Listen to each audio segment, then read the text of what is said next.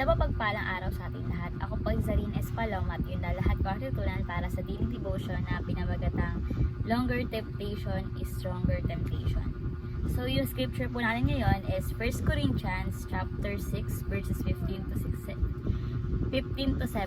And sinasabi po dito sa Corinthians na, do you not know that your bodies are member of Christ Himself?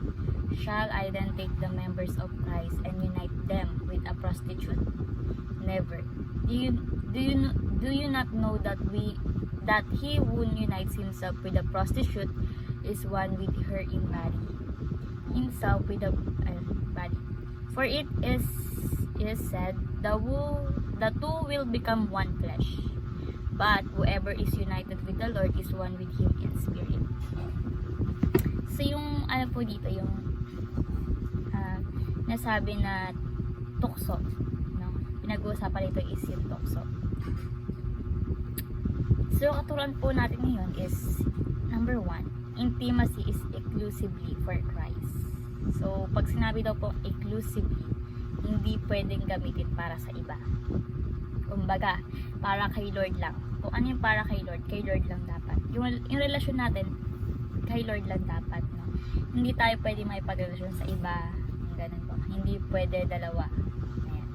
So, next is, Christian belong to the body of Christ. Nasabi dito na bahagi tayo ng ating Panginoon at bahagi rin tayo ng kanyang katawan.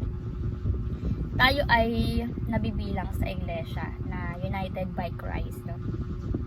The new church, nag-isilbi siyang gathering, no, sa mga makasalanan pero handa at willing magbago.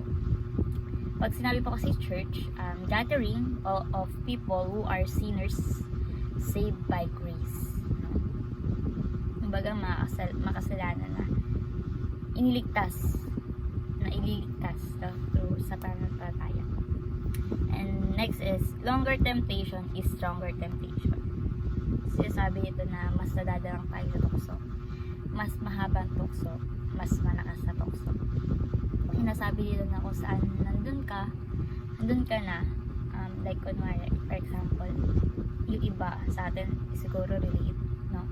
Like, sige, magjowa kayo, tapos andun kayo sa time na sa loob ng sa bahay kung saan walang tao, kayong dalawa lang, then nadarang kayo sa tukso, pag-init, no? Then hindi mo pwedeng sabihin na hindi mo pwede labanan yung tukso naman, kaya ko to kapag nandiyan diba?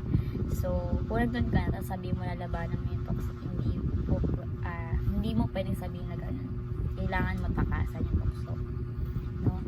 Longer temptation is stronger temptation. So bilang application at may sasabuhin natin is, do not expose yourself to temptation. Huwag natin expose yung sarili natin, no?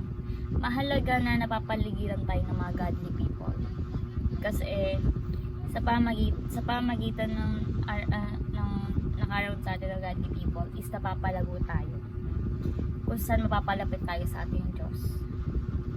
Kung mapapalayo tayo sa ating Panginoon, say goodbye to your GL, girlfriends or boyfriends, no? O sa mga bagay na mapapalayo ka sa Panginoon Diyos. Do not expose yourself to temptation. Always remember, we are united by Jesus Christ. Second is, flee from all kinds of temptation. Ito nga po sabi ko kanina, no? Yung tukso is tinatakasan, hindi nilalaban. So, gamitin natin yung katawan natin bilang pagpaparangal sa ating Diyos.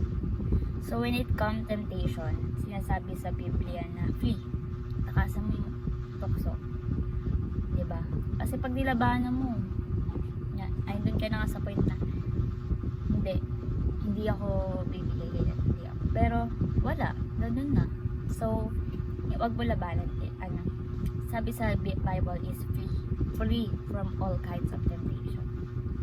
Wag natin idarang sarili natin sa tukso.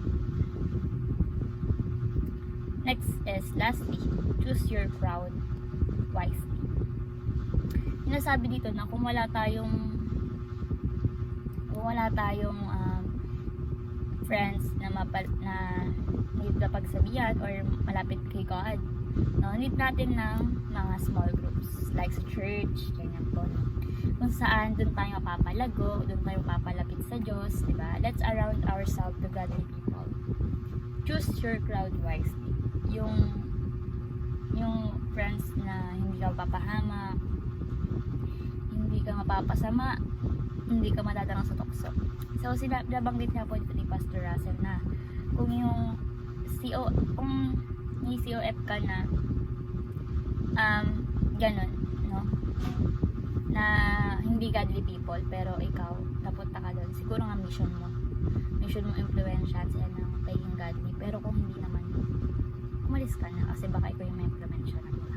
So, kasi yung crowd, sino yung crowd mo, most likely, magiging ganun ka din, di ba?